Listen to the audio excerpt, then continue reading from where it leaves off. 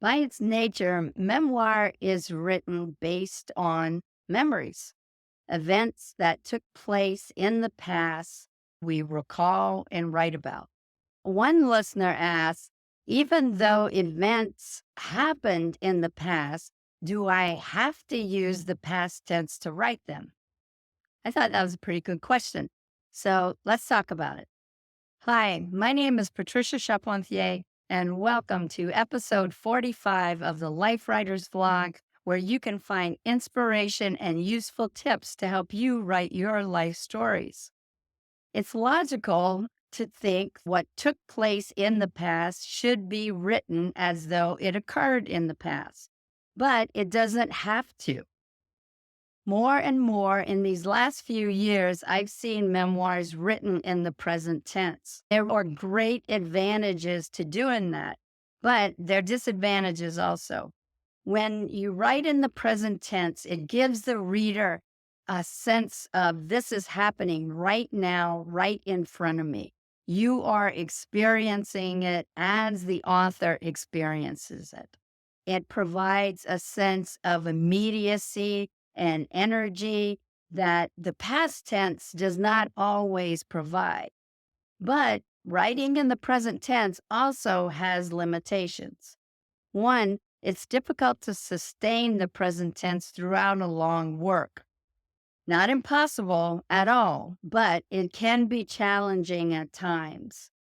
Also, when moments are written as though they are happening right now, the writer has no opportunity to reflect and provide insight that might have come with that particular moment. All the author can do is write and know what is happening right now at that current moment. That's the only thing they can share with the reader. And the author learned a lesson from the particular event he or she is writing about, it cannot be shared in a piece that's written entirely in the present tense. The author can only write what they knew at that particular moment. And insight like that usually comes after the fact. That's a bit of a limitation if you are trying to write a reflective piece. So, do you write in the past tense or the present tense? It's up to you. It really doesn't matter. One is not better than the other. It's a choice. We are reading this book called The Puma Years in Life Writers now. It's by Laura Coleman, and it is written entirely in the present tense, except for flashbacks when she brings up a pertinent moment from her distant past. Here's an example from page 117 where Coleman is writing in the present tense. She's writing about a fire, a wildfire. She and others are fighting, and it's threatening to overtake the wildlife sanctuary where they volunteer. This is how she writes it. But suddenly, we are out of the trees and moving across open grassland. The mountain is in front of us, a crackling mess of red, the wind blowing in our faces. We push blindly through the undergrowth. On the side of the mountain, it's hot, hotter than I could have ever imagined. We lose our minds a little then. At first, we spread out one by one, trying to cut a break along the bottom. It should be getting light, but the sun just meets a burnt brown sky. Nobody knows what to do, and the fire is everywhere. Pretty dramatic, huh? Very dramatic. The reader can feel the immediacy of this tense moment. Probably more so because it's written in the present tense. You do feel like you are watching it happen in that moment. But let's see how it would sound written in the past tense, and then you can judge. I just rewrote it and changed the verb tense from present to past. But suddenly we were out of the trees and moving across open grassland. The mountain was in front of us, a crackling mess of red, The wind blew in our faces. We pushed blindly through the undergrowth. On the side of the mountain, it was hot, hotter than I ever imagined. We lost our minds a little then.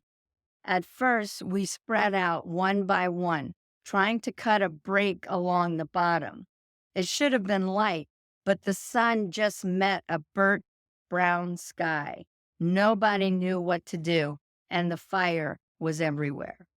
What do you think? It's still dramatic, very panicky, but do you prefer one version over another? The big question when you decide to choose a tense you're going to write in is, can you sustain it throughout the entire work? Why don't you try it? Let's give it a go. Pick a moment you want to write about, just a paragraph or two. It doesn't have to be a dramatic moment. It can be pretty much anything. Write the moment first in the tense that comes most naturally to you, either present or past. Then rewrite the same paragraph or two in the opposite tense. How did that feel for you to write in the opposite tense? Or did one feel peculiar to you? Which tense did you ultimately prefer? Share both your examples with us down in the comments section below and let us in on your experience with the present and the past tense. If you liked what you just watched, sign up to be notified of future vlog posts, Sunday stories, and upcoming events. Use the buttons down below to share this episode on social media or with a friend who might enjoy it. Until next time, everybody, happy writing.